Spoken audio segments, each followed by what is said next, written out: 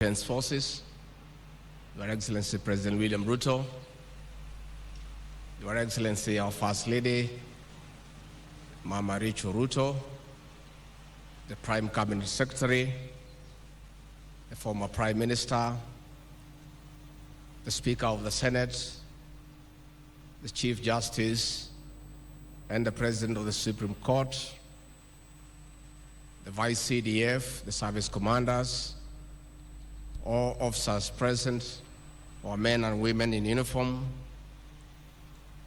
Mrs. Ogolla, and your children and the family.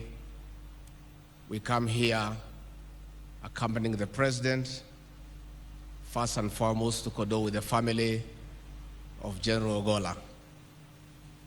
Again, we come here to condole with the KDF fraternity for the loss of their general, a celebrated and decorated soldier who has passed on in the course of duty. Your Excellency, as we condole the family and the KDF family, let me also, on behalf of the executive, take this moment to condole with you as the Commander-in-Chief of Kenya's Defense Forces for the loss of your CDF, whom you considered as a loyal and brilliant military strategist. Your Excellency, for the time we worked with General Ogolla, he was a very committed officer of the military. Besides that, the man was humble, pleasant, and amiable. He was also a very kind man. And when we talk to many officers who have served under him, they would give testimony of his humility and his kindness.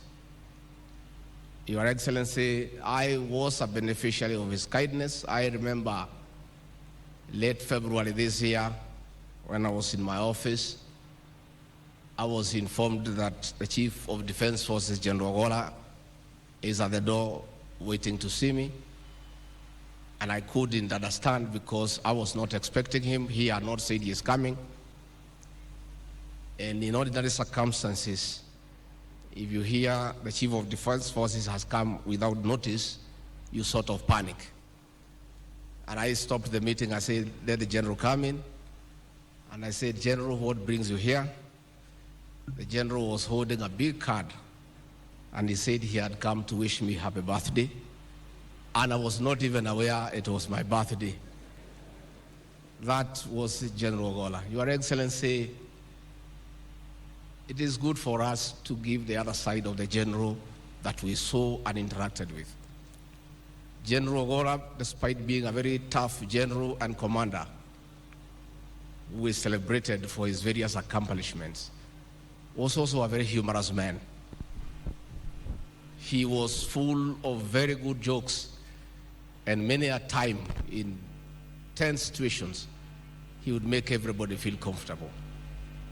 Many a time as we waited at the airport, Your Excellency, to welcome you or to see you off to foreign countries, the General would keep us busy with many good stories and keep us entertained.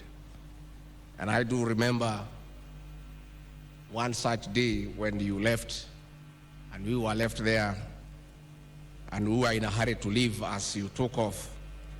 And he told me, Mr. Deputy President, it is good for me to inform you that when you are in a military facility and the Commander-in-Chief is away, I am the senior most military officer here, and all of you take orders from me, and you only leave when I tell you so. And after we stayed for a while, he said, you may now take off. I give you fallout. And that was a tradition for the days we stayed with General Ogolla. We were there with Professor Kindiki, the leader of majority, and all these politicians who are not very accustomed to orders. But the General would organize us And only when he felt that your plane has taken off safely into the skies, he would say, Deputy President and the rest of you, you may now fall out. That was General Ogolla for you. Your Excellency, I will condole with you because I know, as your assistant, the high regard you had for General Ogolla. That regard was so high that when this news came through, I was with you at Sagara State Lodge. We had performances during the Drama and Film Festival, the Winners Concert, and one of your assistants brought you a phone and said there was an urgent call from the Defense Minister, and you went to take the call that took very long. And when you called me, you said, we have very bad news. And you kept silent for a long time. And I asked you, Mr. President, is there anything wrong? You said, yes, we have just lost our CDF General Ogolla in an aircraft crash, and this is terrible. And I have stayed with you for many years, and I can testify to the people of Kenya that if there's one happening that really brought our president down emotionally, was the death of General Ogolla.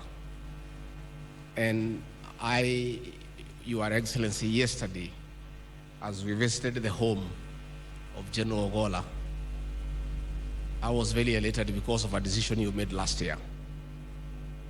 When we had a working tour in Nyanza, you told us that General Ogolla is a very likable person. He has brought value to your government, and you felt that we needed to know his home and go and visit his family. And we did go to Siaya, and Mrs. Ogolla treated us to a sumptuous meal for dinner. We had great conversation with the family, with Joel and the mother and the general. And yesterday, as we went to the home, we did not meet strangers. We found people that we had met. Mrs. Ogolla, the son Joel, and as we go to bury him tomorrow in Siaya, we are also not going to a home that we did not know. We are going to a home that we have been to. And it just ignited my imagination that probably, Your Excellency, it may be time that we create time the way you did that day, as we work to get time to know the families of those who work under us when they are still serving. I think it's about time. With those very many remarks, I ask the KDA family to listen to the son of the general. Let the death of General Ogolla, who died while serving, strengthen your resolve to protect our borders, to keep peace in our country. Though we appreciate the general died in duty, it would have been acceptable if he was pursuing the enemies of this country from other countries. But it is tragic that he died while trying to settle challenges caused by our very people here in Kenya. And I think his death should strengthen the resolve of our forces and our security agencies to wipe out the banditry menace in this country once and for all. That would be a great honor to this hero. With those many remarks, let me request you to be upstanding as I invite the President and Commander-in-Chief to come and honor his general and speak to the nation. Your Excellency.